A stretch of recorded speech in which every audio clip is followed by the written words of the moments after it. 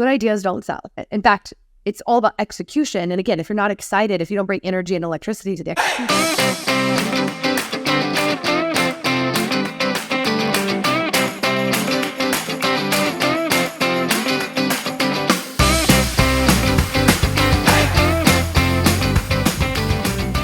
Welcome, beautiful people, to the Be You Brand podcast. I am so freaking excited for my guest today because she is such a special person in my world.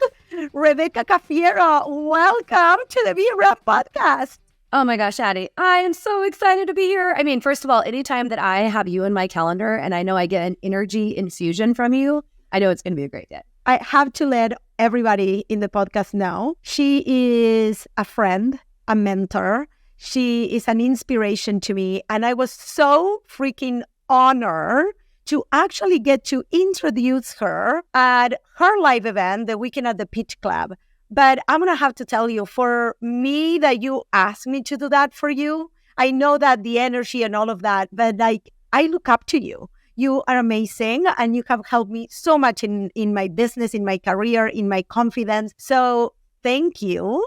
And can you introduce yourself and tell people who you are, what you do, the reason why you're so amazing? Oh, you're the sweetest. Well, and I have to say, before I do that introduction, anyone listening, if you have an event or a group and you need an incredible trainer or expert who brings energy and emotion and belief and also like incredible value, Addie, I mean, that is you. And so when we were thinking about who do we want on that stage, and you were, of course, one of the first people that came to my mind as a keynote speaker. And then I said, but who do I want to open up the event? Because the way you open up an event, that energy is everything. And you were both.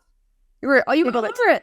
And it was so amazing. I don't want to use the word kill because it's like a masculine word, but like you owned it and you activated it. That's what it was. You activated the room. So hello, I'm Rebecca Cafiero, and so grateful to be here. And I am a business and visibility strategist, former corporate dropout. After more than a decade in corporate sales, I've managed and sold more than $1 billion in transactions. And I have, like I said, been an entrepreneur for 10 years. And I specialize in helping female entrepreneurs be seen and heard and paid as the unique expert they are, and doing so in a way that takes care of the human being, the woman inside of us, and supports the business versus the other way around, which is the reason many of us got burnt out at some point in our lives. Yeah. Well, and this is so, our brands and our businesses are actually so aligned because I teach personal branding and we have all this strategy, and a lot of what we teach women is social media when they first start learning to promote themselves, right? And yes, we teach visibility, but you teach this in such a different way with PR strategies, and like we are so aligned in the feminine side of this and really bringing who we are into what we do. Can you speak to that and a little bit of your story? Because you have done so many things until like now to get you all the way here. Can you yeah. So I can tell you, I will do my best to keep it concise because we've got sevens here who love to chat. I have always considered myself to be a storyteller. I wanted to be, and that was the first thing I wanted to be when I was a little girl, as an author, and I went into journalism. That is what I studied. I started literally in middle school, in yearbook and newspaper, went on, did it in high school, did it in college, and got a degree in basically print journalism. I actually had no desire to be in front of the camera, weirdly. Now I'm like, give me a camera and give me a microphone. Like me, the same. But that day I was like, let me type it up and have it edited and spell checked when I was in perfectionism. So I always have loved that, and I never had a desire to go into sales. But I also didn't really understand that sales was about serving. I think as a kid, I was like, oh, sales feels like, like icky. But I just always naturally was a connector. And then, that's the thing about Enneagram 7s. Like, so if you follow Addie, you're listening to this podcast. Enneagram 7s are amazing at building community and creating experiences. And when we go into our 5 cave, right, where we research, we can become very knowledgeable about something. And then, we talk about all the different things. Like, I'm a human design generator.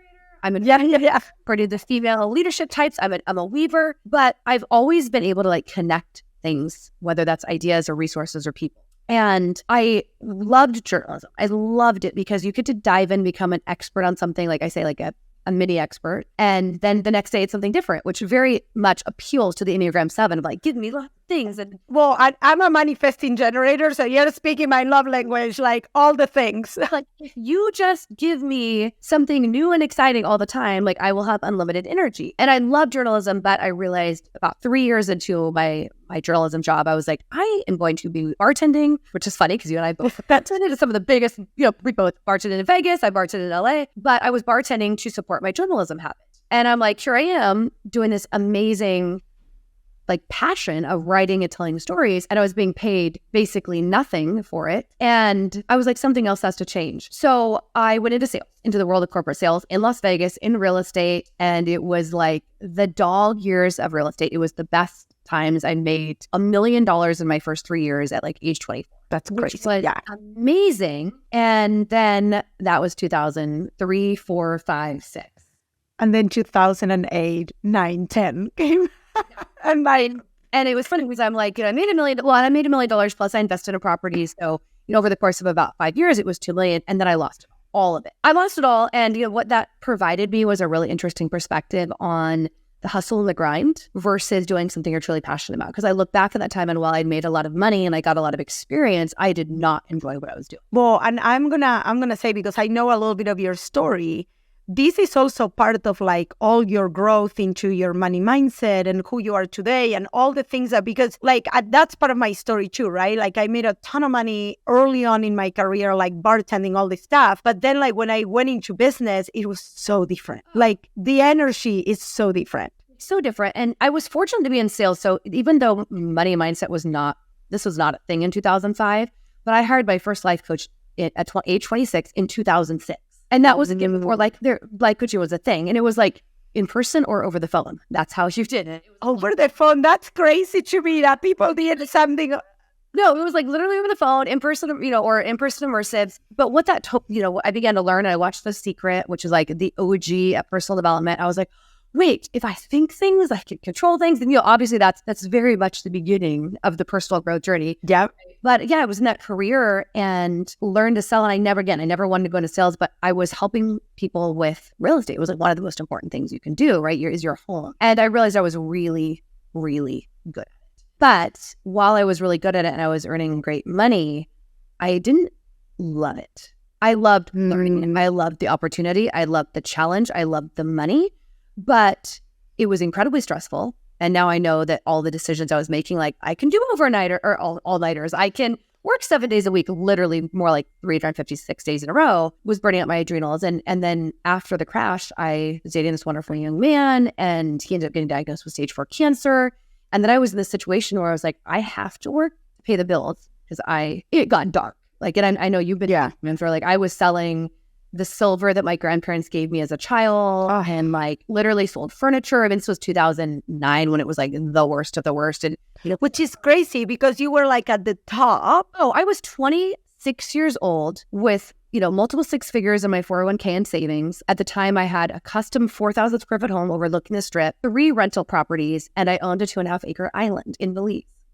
I did not know that. It's not a story I tell very often. I got divorced. I lost it in the divorce. I didn't lose it. That was split. Well, yeah. But I mean, like, and then eventually, like, one day you woke up, like, with the whole thing, and like the bubble went up, and like you lost it all. Yeah, I lost it all. I knew exactly where it went because I watched it, every single cent. But what it taught me, and then what losing, my boyfriend the next 2 years taught me was we only take with us our experience. We take our experience and our knowledge, right? Our knowledge, which is part of the experience. And so while I look back and I was like, okay, that's great that I've sold, at the time I'd overseen or sold a few $100 million in sales. And I knew really great things about target consumer groups and your products and all of this. I had skills, but I walked away with nothing to show for it. I walked away with burnout. I walked away exhausted. I still have amazing friends and I have some really, Vegas, that during the boom, we have some crazy memories that. Yeah, we do.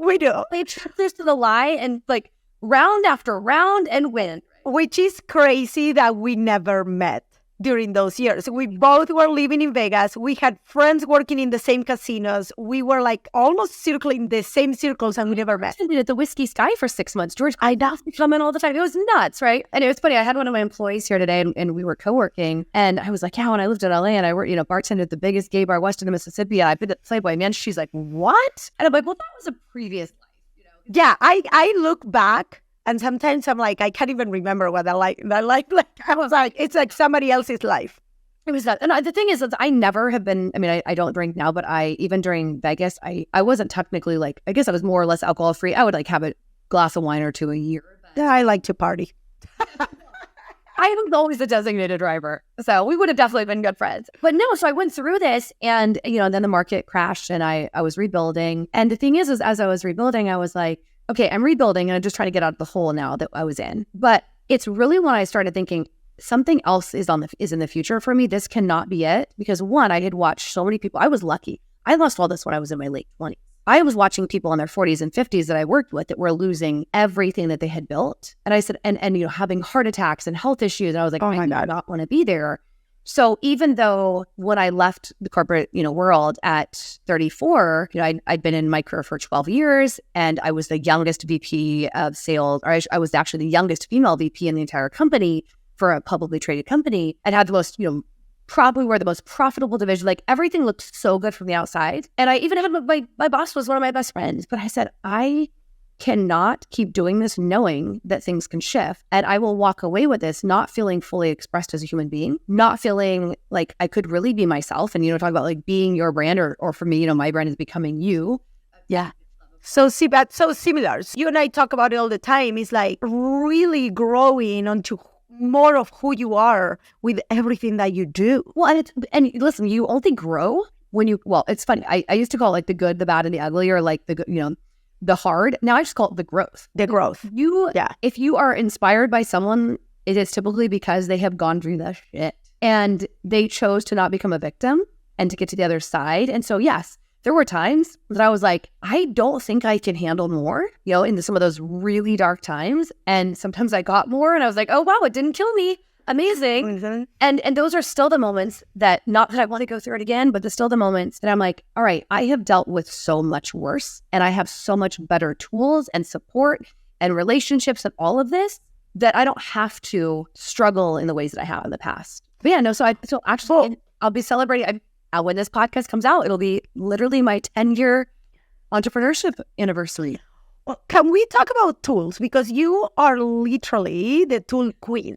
But I think that like you nail it, right? You're like, I have more tools. And this is something we talk in the podcast a ton. I talk a lot about personal growth. I think that my vision of the world was so small when I was bartending. And I told this story at your event. And then all of a sudden I started seeing what truly was out there. And I always talk about like the difference between where you're at and the people that you are looking up to. It's literally the tools they have in the tool belt to recover faster, go faster, feel better, make decisions from a place of love and not desperation. So I know that was one of the things that originally attracted me to you as a mentor, as a friend, on social media and all of that. But let's fast forward a little bit because now in the last 10 years, you also pivoted a ton in what you're doing and what you're doing now. And how are you helping women now? Yes. I did the gateway drug of entrepreneurship called Yes.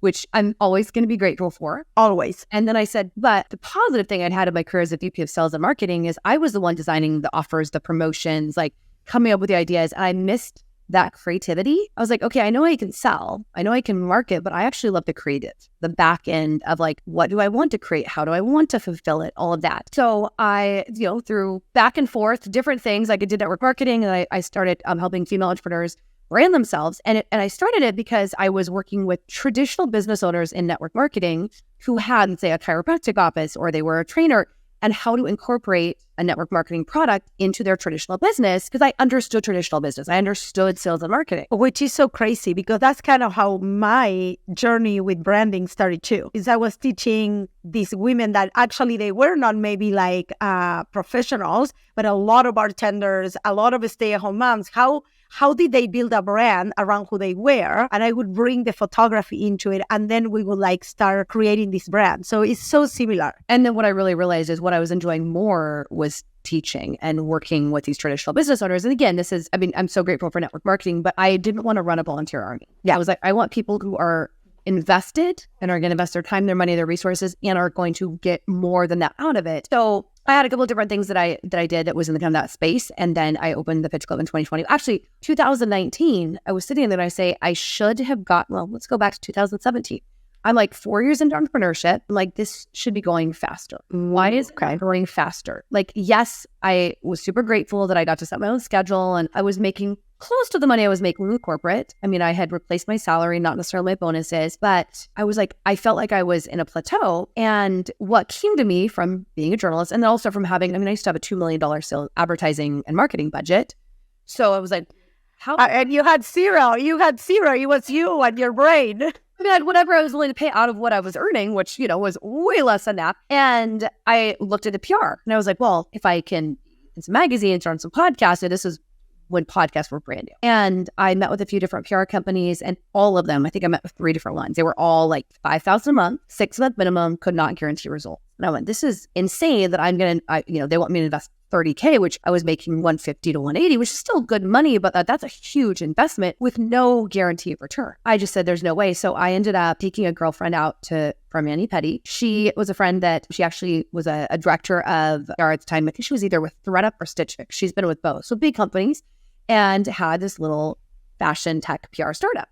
And I was not her ideal client. She didn't try to pitch me, but she gave me like literally 2 tips. She was like, try this or check into this. And I was like, ooh, okay. And I ran with it. And that's the thing I think about sevens or entrepreneurs that are willing to fail forward is like, I can take this thread and I'm just going to keep pulling it. I'm going to fail forward. And I said, I am going to spend an hour a week working on PR for my brand. Keep in mind, I'd never studied PR in college. I was a journalist. I was on the other side. I would occasionally get pitched to by PR companies, when I was an editor. So I started failing forward. And that year I had 20 different publications that featured me. Amazing. And it was for free. And so I said, whoa, this is working. So I kept doing it. And I started doing podcast guesting. And then I had a couple of my business coaching clients, because I was doing some one-on-one business coaching. They were like, hey, are you doing this?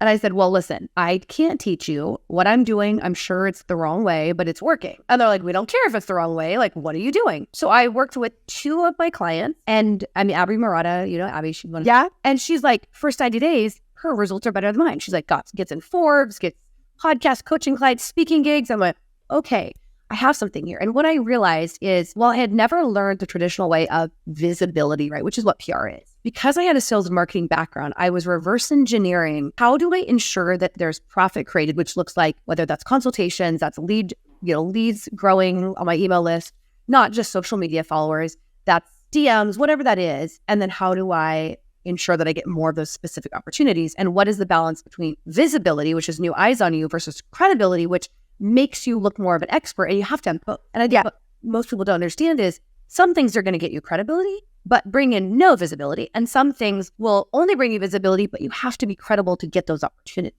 And so I fast forward to 2020, I said, I'm going to go all in this. I shut down the other business I was working on, and I launched the Pitch Club end of 2020. And I haven't, now it'll be a few months later when this airs, but I just checked and we hit $2 million in revenue. And amazing. It took 18 months to make, the first, it took 18 months to sell the first $1 million. And then we have been pretty much, I think since April, we've had consistent 100K plus months every month. And that's amazing. And we're about to hit in the next week our first multiple 6-figure month. That's amazing. Congratulations. Not in sales, which there is a difference. And there is a difference. It's a huge difference. But that's amazing because not only you were willing to fail forward, you took something that somebody gave you and you almost were like, well, I'm sure this is not the right way to do it, but I'm going to try to do it my way. And it was fun. Yes. And here's and you and I know this because we know if we don't follow fun, we're not going to want to do it. There's a million strategies out there. Now, I always recommend you do ones that feel aligned, like who you are as a person, and also feel good. Like, don't do something online that you would not do in person. Don't be a weird person, like the spammy DMing, But the other thing is if it is not fun, if it is not enjoyable, you are going to procrastinate. Yes. So I do this at least once a year, if not sometimes quarterly, and I look at all my products and I look at where do the leads come from for these products. And I say, okay, but which of these do I enjoy most? And it's always that what converts is what I enjoy, because people can read your energy and read your passion and your magnetism. And I can have the best strategy in the world that might convert millions of dollars for somewhere else, but will not work for me because I don't want to do it. It took me so long to understand that, Rebecca. And I don't necessarily think that it took me long to understand. It was kind of like my monkey brain that's like, no, you gotta do it like this way. You gotta do it this way. This year in August, we were about to launch and I was putting together Vibra Live and I was super overwhelmed and I called off the launch and I went all into creating the event and the experience and all of that. And we ended up having the second best month so far until that time. Now this month, November, at the time of the recording this podcast, this month, it's going to be my biggest month since I started my business. Yes. But up to then, September was going to be the biggest month of the year. And the reason why I think that happened is I called off the launch. I went all into finding, sponsors and selling tickets and having fun. And I, not for a minute, looked back. And what I tell people all the time is like, you have to love what you're doing. How excited are you about what you're selling? Exactly. It can't because it's a good idea. There's a million good ideas. Good ideas don't sell. In fact, it's all about execution. And again, if you're not excited, if you don't bring energy and electricity to the execution, it's not going to work. Well, because people can feel your energy. People can feel your excitement around what you're selling. Like they want to jump on the boat of the person that is dancing, right? On the boat, not the one that is going like this on the boat. So you open the pitch club, which I was part of the inner circle. I'm a best-selling author together with like all of your peeps. And you're a keynote speaker. Yes. And that's my passion. I know that that's where my career is going, right? But because right now we are in November, this will air in January. And I know that you are like a master at helping people plan. And this is where we go back to the tools that we were talking earlier. So do you want to talk about that a little bit? Like where you're at now with that planning process? Well, it's so fun. I love this time of the year because this is the second year that I've intentionally done this where I do a lot of my planning, like for the next year in late November. Actually, I'm looking over here and I have an entire wall of glass in my office and I did my year timeline for next year. And I did that back in October and I just let it sit up there because at the time it seemed all really great. I was like, oh yeah, all this stuff. And then I let it sit there for a month and I look at it every day and I'm like, nope, that's more than I want to do because I look at how do I want to feel? And while that looks like that can create revenue, that looks overwhelming and anxiety driving. So in November, I start to really refine everything. And then December is my slow month where I actually build out and optimize because I learned how to go into my 5 cave and December is my Enneagram 5 cave. Us too. We close December 15th and I don't come back until January 4th. And usually, literally, I put my pajamas on December 15th. Just like, oh, good. And listen, that's the thing that we can do as an entrepreneur. So, but no matter what, when you're listening, if you're listening in January when this comes out, if you're listening in, May, the very first thing we have to do is we need to get out. And that's the biggest problem I see is entrepreneurs are in overwhelm because there's so much things out there. So how do you do that, right? How do you get out of overwhelm? And I start that by, this sounds so simple, but there's 3 steps. You do a brain dump, right? The first thing you do is just get clarity. And you cannot get clarity in the same space that you created the noise. So to get clarity, I like to either meditate or go for a walk or do something that gets all the noise out of my mind. Like get the spin cycle out. And then I like to think about how do I want to feel, right? Whether it's like I'm overwhelmed in the moment, how do I want to feel today? I'm overwhelmed this week, how do I want to feel this week? Or right now it's like, how do I want to feel this year in 2024? And then with that feeling in mind. So for next year, it is, I know spacious is one, and that was my theme for this year. My theme for this year was spacious. You and I talked about it last year. Yeah. Wants to create that, right? Like you don't just get to pick it and then have it happen. You have to put in the boundaries and the systems and everything.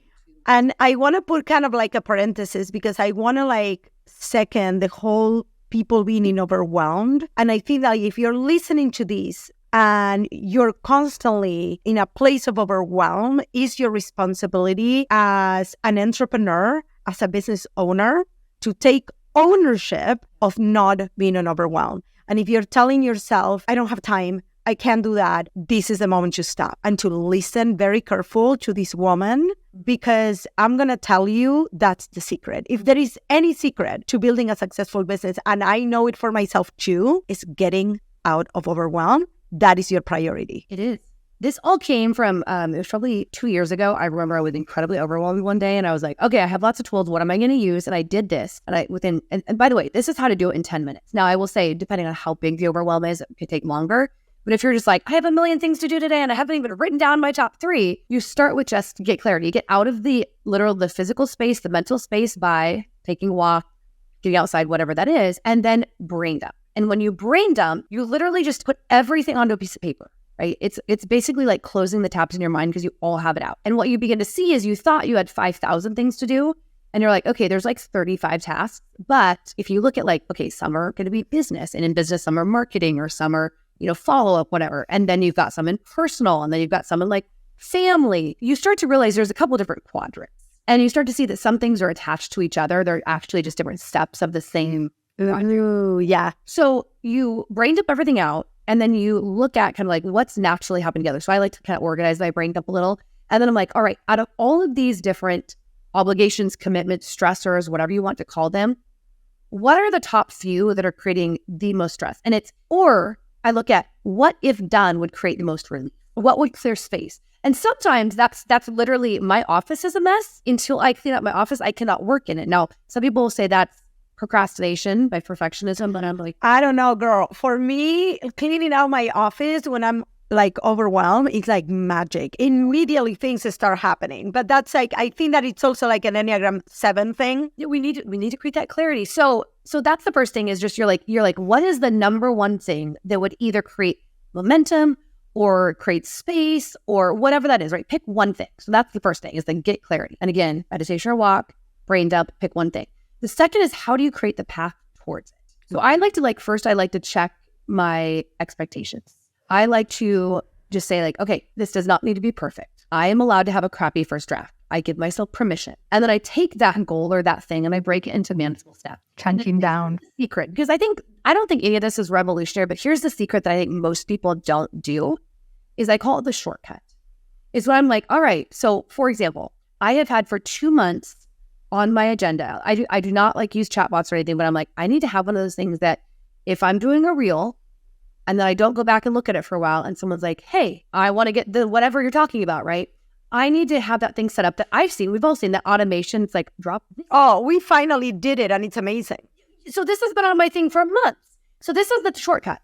You ask who can help you get there faster with strategy or knowledge or a tool. So if you're like, okay, the biggest thing that I need to do is I need to get my leads organized because I'm a hot mess and I feel like nobody's buying, but I have all these leads that I haven't followed up with, then who do you know that is a master at lead management or a CRM, right? So we've got clarity, we pick the path, what are the steps to get there and how can we get the shortcut? And then the third is just get into action. It's like, set a deadline. Ideally, I like to get accountability. That could be reaching out to someone one-on-one. That can be posting on social. I commit to doing this, right? Whatever is going to work for you. And then make a move today. I love that. One of the things that I see people, and this is not particularly me at this point in my life, but I feel like people spend more time thinking about the thing they need to do and worrying about the one thing, and that creates the overwhelm, as opposed to either do, delete, or delegate. Let's do it, which is what you're suggesting. Let's brain dump it. Let's find a reason, like let's find a way to get it done. Either you do it, you pay somebody to do it, whatever. But people like the thing, it's in their mind for months and they haven't taken action on it yet. Exactly. And so what that's doing, I mean, think about like what happens in our physical body if we have an issue and we don't get it checked out. It does not get better. No. The same thing mentally, emotionally, right? It's only going to get worse. And then the worst is not only will we have, one, the lack of results from not doing it, not only will we have the frustration because it's creating like havoc in our life or our business, 3, we're going to have guilt and shame about our inability to do the thing. Oh my God.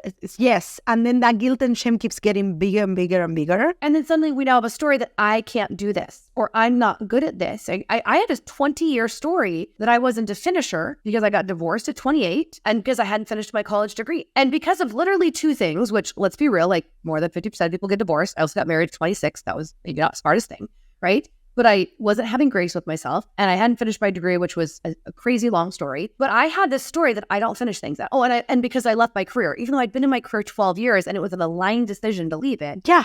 I was like, I don't finish things. So I went back and got my college degree literally a year and a half. I remember. 20 years to date. No, I don't. The ironic thing is I didn't do that because I needed a job. I did it because I was like, hell no. She's pulling $100,000 months, you guys. Like, yeah, she did not need a job.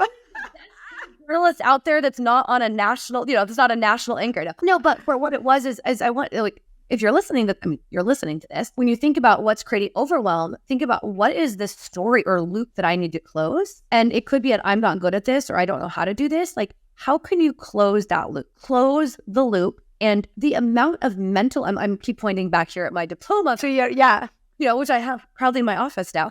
But the amount of mental space that was created when I closed that loop, I did not even understand how much real estate in my mind and my emotions were being taken up by that loop. And so, by old stories and like things that we're telling ourselves. Yeah.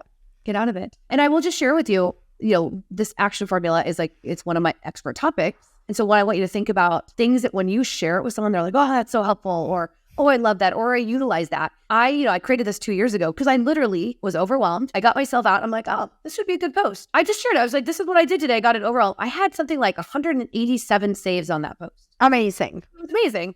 And so I need to talk about this more. Just a funny little true story, because I interview on TV. You've been on TV several times. Yeah. TV before, but I have a couple of shows. I'm like a go-to expert, and one of the shows had messaged me at like 5 in the morning. I was chatting with her about like a guest that we'd booked. Maybe it was you, I don't know. And they had a last minute cancellation. This was like 5:15 in the morning. They had a 6 a.m. cancellation. It was for a morning show. And I was like, I can fill the spot. And I literally sent them over like the 3 steps that I just sent you. And they had me on that episode, or they had me on that day, literally training on this. Well, which this goes back to literally, we both teach women how to like be more of who they are and bring who they are into what they do. This is how you do it. Like, people make it so difficult and they're like, I don't know what to talk about. And I'm like, what are the things that you are doing? What are the things that are filling up your cup? What are the things that make you happy?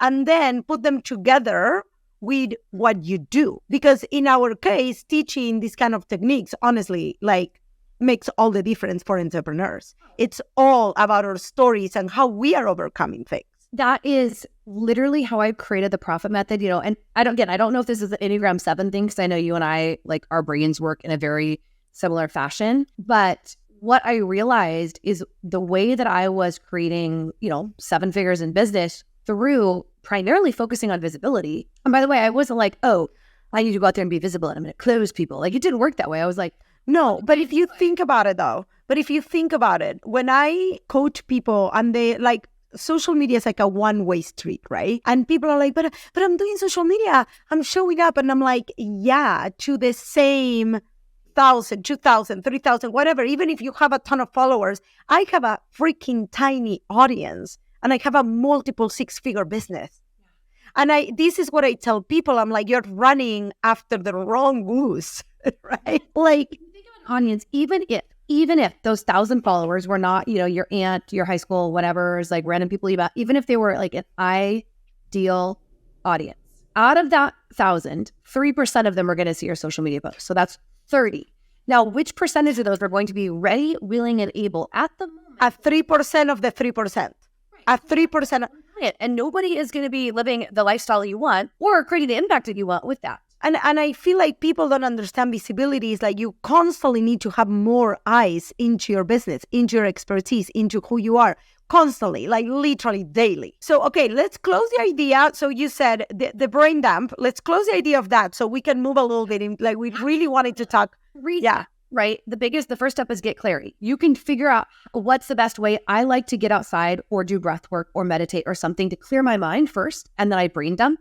And I pick what is the biggest thing off this brain dump that is going to either give me peace or eliminate stress, whatever that is, right?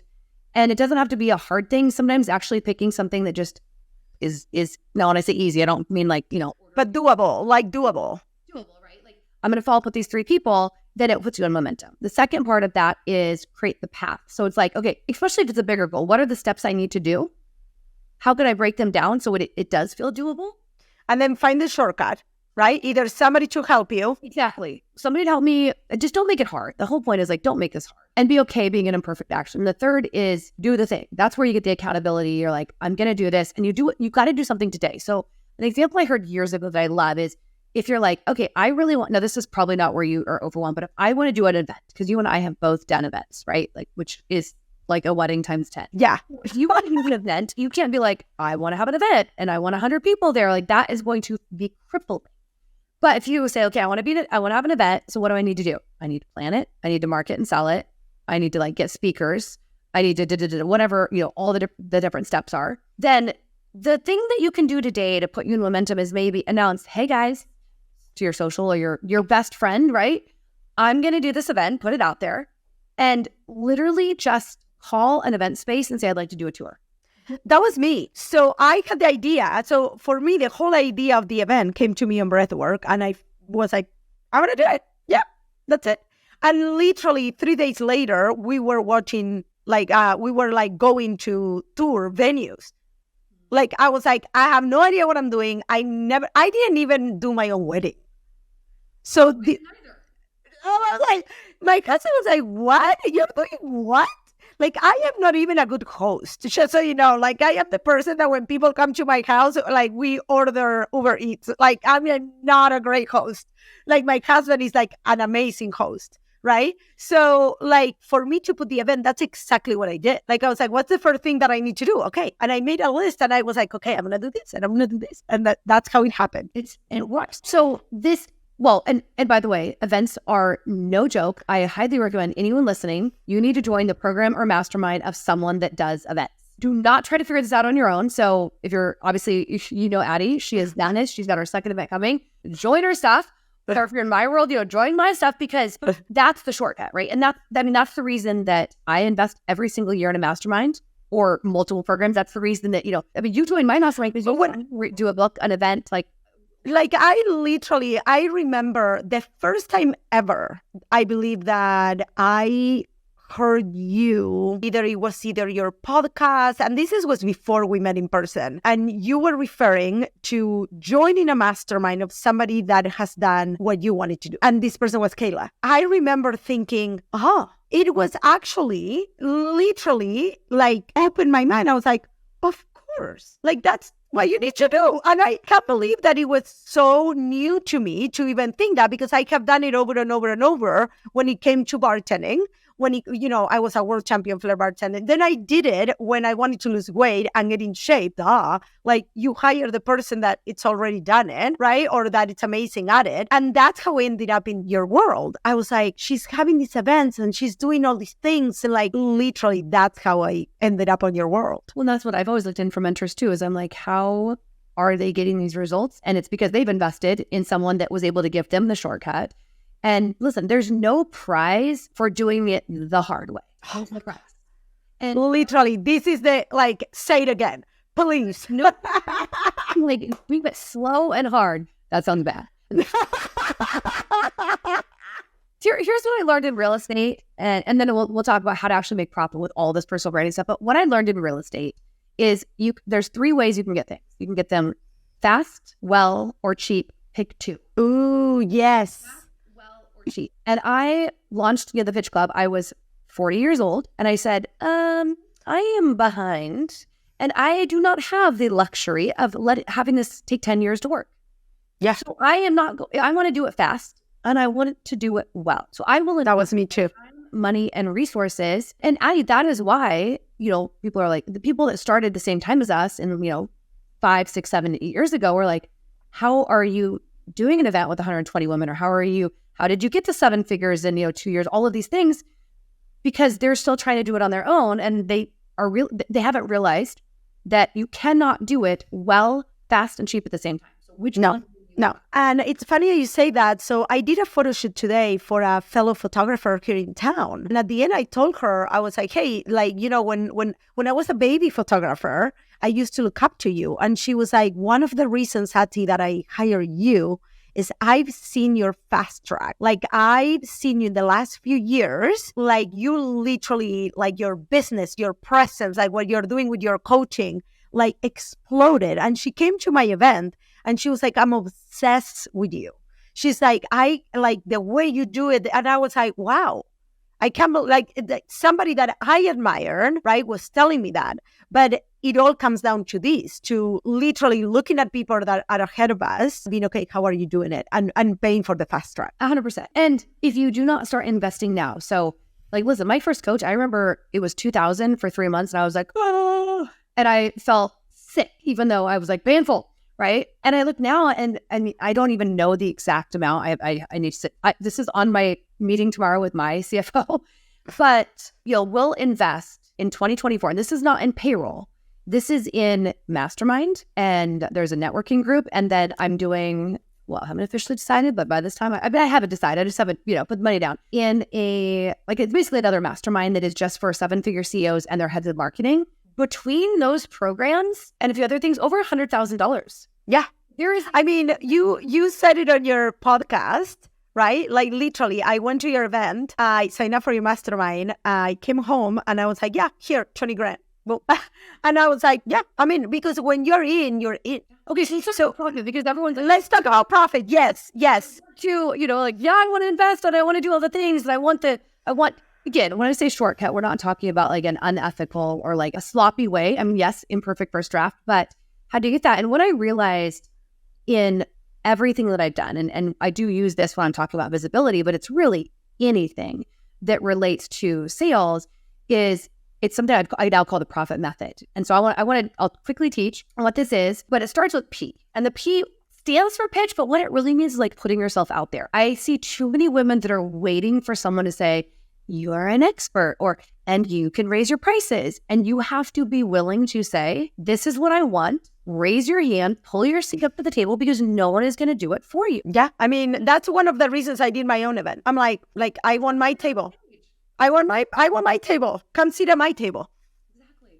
So that's the very first thing. And so, whether that's literally pitching yourself to a podcast host or pitching yourself to, to speak at an event or whatever that is. I mean, I know a woman that created a mastermind she's doing with Ali Webb, the founder of Dry Bar, because she pitched the idea to Ali. And Ali's like, yeah, okay. Yeah, let's do it. Yeah.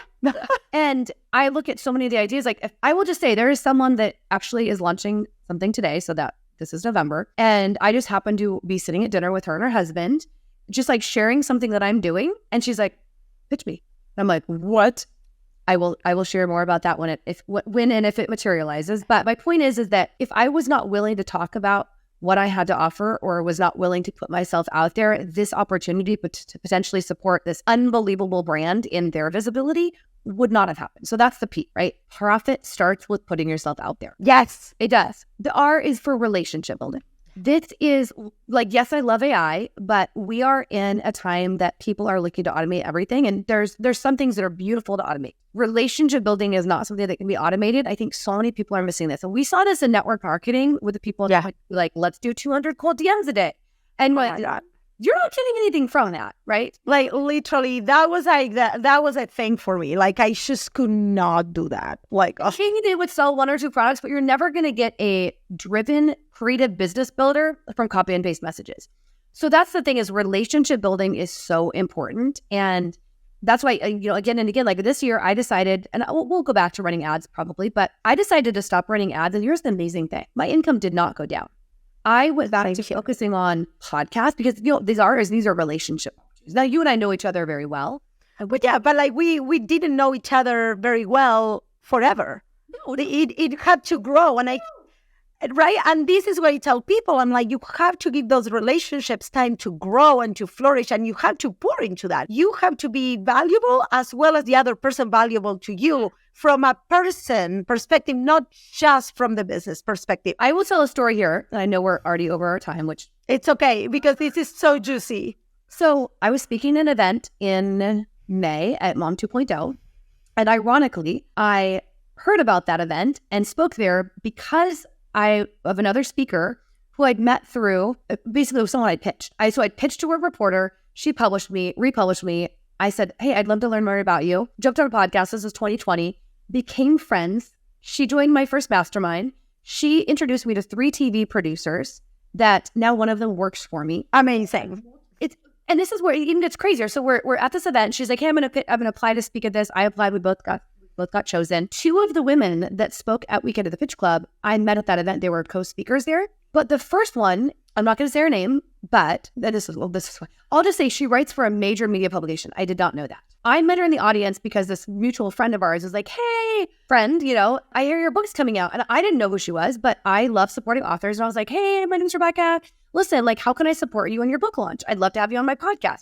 I didn't know who she was. I didn't know if her book was crap, but I was like, I want to support a fellow entrepreneur. And, you're in that event vibe, which everyone is their best self at events. Again, we got in this first coffee chat. I find out she is a contributing reporter or writer for a major publication that is on pretty much everyone's dream list. And she says, hey, I am so grateful to you. I'd love to write an article about you. And I'm like, amazing. And now the funny thing is now we text constantly. We're planning a girls trip.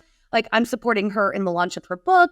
She's been on my podcast. Well, and this is what's so amazing about what you're telling, especially when we go back to the word networking. That's why I love calling it relationship building as opposed to just networking. People go to network with this dollar sign in front of people's forehead. And what I tell people is that you need to get rid of that dollar sign and you need to stop looking at people as a dollar sign. Well, I would say literally look in an event at whose energy you're into. And I look to connect to 1 or 2 people when I go to events. And I do it at a high level. And, we do a coffee chat. And I ask questions. That's the other thing is you need to get to know them. No one is going to actually give you business just because you potentially do something that they may know someone, right? They are going to give you business because they like you and they trust you, right? Know, like, and trust. Yes. So relationship building is so important and it opens up the door to opportunities. I mean, in fact, this year I am speaking so much less because last year I think I had and by the way, these were not even on Zoom. We're talking in person, at least 12 speaking engagements in the first 6 months of the year. And I was actually like, okay, I can't travel this much. Yeah, I was so tired last year, girl, from do you remember how much we traveled last year? Too much. Well, guess what? I only pitched for 2 of those. Every other one was offered to me by either someone that saw me in an event, which I'd been asked to speak at, from masterminds I was in, from relationships that I had created, right? So again, relationship building is going to serve you better. It's going to feel better and it's going to be a better ROI than ads, than chatbots, and any of these things. Those tools can be used if it is in integrity, but nothing is going to beat that relationship. I feel like they're the glue, right? They're kind of like the glue to all of this, where you can make things easier on the back end, but you can replace you in your business. And then the O is offer. And I know that I have Enneagram 2 in my chart, which is the helper. You have to be willing to make an offer to someone.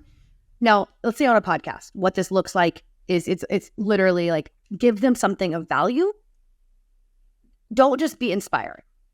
Right? Yes. So give them something of value that is a tactile thing. And we'll talk more about how to actually create impact. But you need to be willing to offer someone something for free.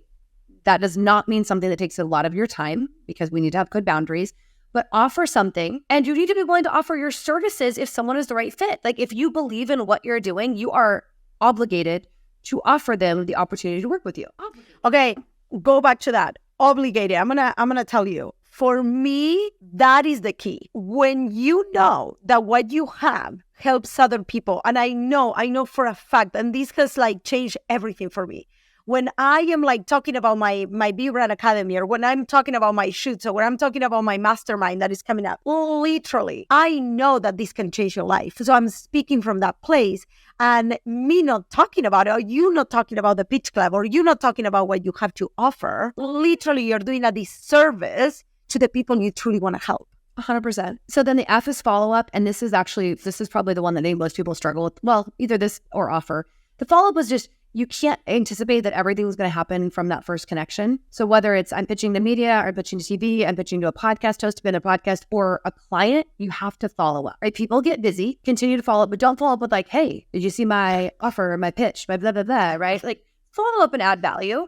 So the way I usually follow up, when I'm following up with clients, and it's so funny, I had one of these today that's a returning member of my mastermind, and she, verbally said she wanted in. I just said, hey, I just wanted to check in on you. I knew last week was a really challenging week. Are you doing okay? I have a call with her Wednesday, but I'm like, do you need any additional support before our call? She's like, no, I'm all good. Thank you so much. And then she's like, oh, and she reported, she's like, we're $300K over our financial projections, and I'm going to pay in full tomorrow. That was the follow-up. I did not say, did you decide if you're paying in full or making payments? Yeah. Ask her No. human being, right? Add value and show people that you care about them before you are trying to close them. I love that. I love that. I love that. The I. That's why I love you so much. The I is for impact. Okay. So especially if you want to be a thought leader, an expert, again, you want a podcast guest, you want to speak any of these things and actually teach. This could also be in your emails and your social media. You have to focus on impact. And if you do not focus on impact, none of this works. Because we see people out there that we can tell are so transactional. It's all of the, you could just feel that transaction from them. And it's why they repel. I have a theory around that, which is at the beginning, a lot of people don't really know what their impact is, especially the first maybe few years of business, right? Like, especially like I remember listening to people talk about impact when we were in network marketing. Yeah, but I think that it took a while to have, like now I know there is this overarching impact and change that I'm bringing into the world and I'm leaning into that with everything. Like when I spoke at your event, right? Even though I did talk about authority and all the things, it was so much more than that, right? I know I'm touching women at a deeper level at everything I do. But I feel like women, sometimes they feel like this impact is going to show up for them like overnight. And I'm like, you have to give yourself time to also see it on other people, right? You do. And I will give you a very short blueprint, formula, strategy, whatever you want to call it, on how to create impact on a daily basis, which I wish I would have had 10 years ago. And I realized this by interviewing so many of my clients when, like, you know, you get those text messages that are like, oh my God, Rebecca, this just happened. My life has changed. And I put these in I call it my life scrapbook. It's literally like a folder on like, yeah, I know. I've got my life scrapbook. It's like when I'm having a down day, I'm like, I just need to read. I think that, you know, like literally 200 screen captures from text and DMs and Boxer. But I kept trying to figure out, okay, what is it that created this? Because it wasn't just a strategy or like me like telling them I believe in them. So here's what it is. And there's 3 I's in impact. Okay. The first one, information. This is the how-to. You need to actually teach people something. It is very important that if they never, like if someone's listening, like on this podcast, if you never come follow me or come into my world, I hope that at the very least you walked away with the action formula and you're like, hey, now when I get overwhelmed, I have a way to get out of it in 10 minutes. I love that. Okay, so information, the how-to. Now, there's a lot of people out there that have great information, but they do not excite you. So the second part is the inspiration, and this is the belief. This is the emotion. Because there's a reason that we fill our notebooks with strategy and then we don't take action on it. And it is because we do not believe it. So storytelling is a great way to actually transfer that inspiration. But we know, because we've been in network marketing, right? Or you go to an event, it's like, oh my gosh, I feel so good. And you walk away, you're like, wait, but what am I actually going to do? Yeah. Right? And that's what I found. That's why I created, literally why I created the Pitch Club is I'm like, I've seen events with strategy and I've seen events with inspiration, but rarely is there a good balance of the two. So inspiration is the feeling, the belief that they can do something. The information is the how-to, the tactile, that they have learned something that if implemented can change their life. The third is the implementation. This is the activation. This is not a 20-step plan. This is like 1 or 2 things to get someone into momentum, because if they get into momentum and they have the belief to carry them and they have some of the how-to for the strategy, they will start to change their life. And if you can get people to change something from listening to you, reading about you, hearing something, you have them in the best way because you have helped create impact. And then we have the T as the last, which is just track it and see what works. Because the more that you track and see what works, the more you can double down on the things that excite you and create results. It's amazing. That was just like because people always get lost on like, how do I create impact? Rebecca, this was so freaking amazing. We were like, we're going to go for 30 minutes. And then we're like, an hour later. So you tell people where they can find you. You literally are like a force in this world. I am so thankful for you. I know that literally people are going to need to like re-listen to this and like take notes. And is there anything that they can download? Maybe like they can download your formula. Tell me all of it. Okay, so now that you know the formula, the tool, so I've floating stories, but the tool, I have the 4-in-1 pitch templates. And these pitch templates can be used for pitching the podcast. So if you have a personal brand or a product or a service that you want to get out there and you want to create more impact, the 4-in-1 pitch templates will show you exactly how to customize for yourself to pitch to either a podcast, TV, speaking engagement, and then just media. And you can actually Google me, Rebecca Cafiero, and pitch template. It's called the 4-in-1 Irresistible Pitch Template. You can grab that. And you can give me the link and we'll put it on the show notes. I can do that. Yeah. And of course, connect with me on social. I am there. I do my own social as much as Like me.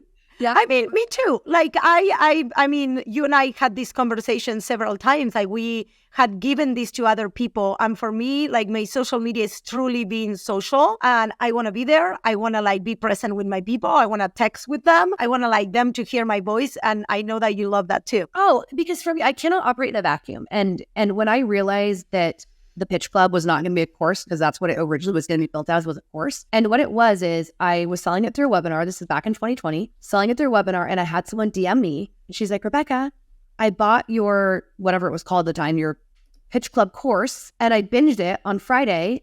And on Saturday, I started pitching. And on Sunday, I got placed in Entrepreneur Magazine on an online article. And I was like, and I'm like DMing her and I'm crying. I'm like, it's working, And that's the thing. So if you got value out of this, please connect with me. But more importantly, I want you to be in action and I want you to share with me. Like, tag me in your story when you get that article or that speaking engagement, whatever it is.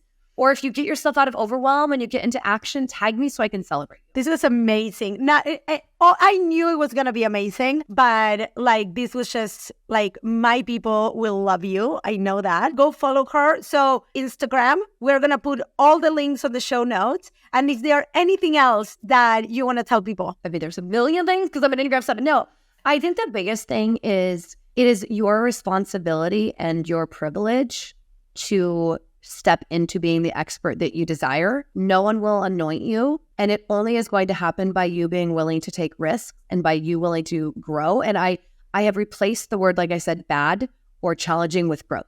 Like there's the good, Yes. bad, and the growth. So Yes. be willing to grow towards what you want. And I hope that you pick getting there faster because it is so fun. Yes. I love it. I love you. This episode was amazing. Love you. Thank you so much.